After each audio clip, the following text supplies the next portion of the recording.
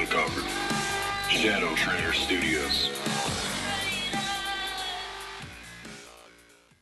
So for me then, coming into this session, this was somewhat painful because let's go to Analyze tab and I'll tell you exactly what I have on. I put this trade out on Twitter on Friday or Thursday, whenever I put it on, and I showed you an actual snapshot of the strikes that I had just put on. So if you want to find that in the Twitter feed, it's from a couple days ago, but we can recreate the trade right here in the Analyze tab. It's going to be the 11 days to expiry, Brad. So not those 14s. It's going to be DTE 11. And it's in GLD. Oh, that's sorry. what No wonder I'm right. looking at the Exactly. wrong It's not options on futures. It's actually options just on the ETF. So it's the regular weeklies, right? Not the minis. And the trade is short the 124 puts. And again, this is very similar to the Amazon and the Tesla, because why am I shorting the 124 puts? Because technically, seeing us break out of the diamond pattern to the upside on an expansion of range, I'm thinking we can't get that back down to this area. So before you do that, though, we'll put it all together. We can do it was short the 124 puts and long the 128, 128.50 call spread. So let's just do the call. We'll buy the call vertical first, and then we'll add on the other part. And it was the 128 to 128.50. Yeah. So I would just left click there and buy vertical. Vertical. And that's correct. All right. And that's only worth 9 cents now. And then if you hold down Control and click the bid on the 124 puts. Mm-hmm. Boom. Excellent. All right, fantastic. So let me see here. Buy it, sell it. Right. So now you can see it's trading for a huge credit, which means that it would cost me a huge debit to take it off because I bought it for even money. Right. So it would cost me this 50 cents now to take it off because it's selling for if you were to switch because of the swap 124s. these out, right. So now let's go to the chart and let's look at the 124 calls or puts which I'm short of, and let's mark off that area. So right now I'm doing nothing because gold is stabilizing, and that's the 124 level under the big body candle, which I thought was safe before this morning. Now it may not be.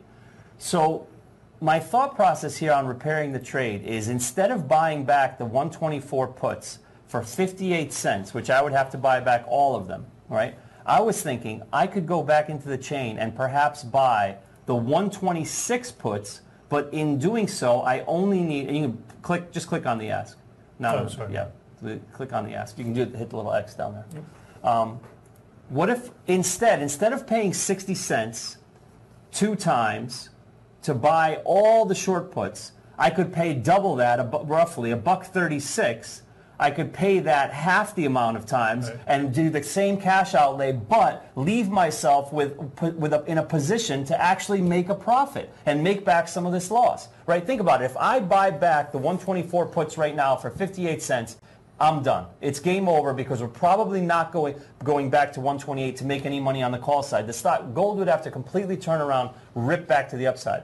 But in opening up this up to a ratio spread, right? Yeah, where you're long 1, short 2. Short 2. So you buy the 126. If gold keeps falling down and stabilizes at the 124, I can make some money in 11 days. And I have protection all the way down to 122, right? Because if I'm long 1, short 2, it will become a straight butterfly at 122. The 122s are 22 cents. Gold would have to really, really tank from here in order to make me buy those. Mm-hmm.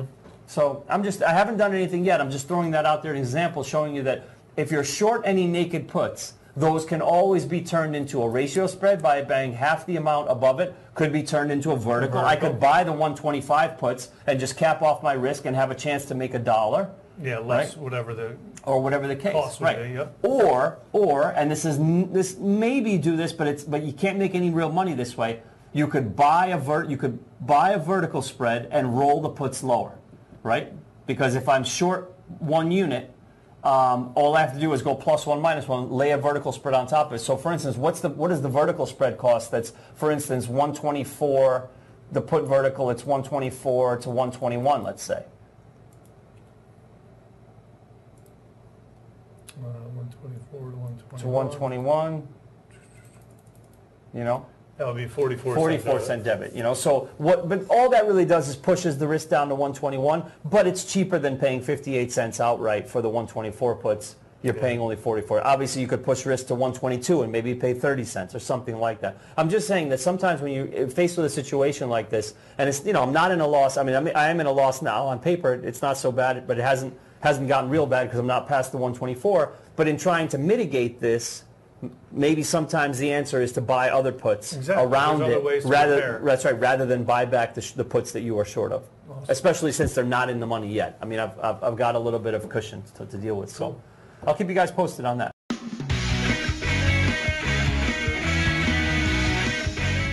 ShadowTrader Uncovered. ShadowTrader Studios.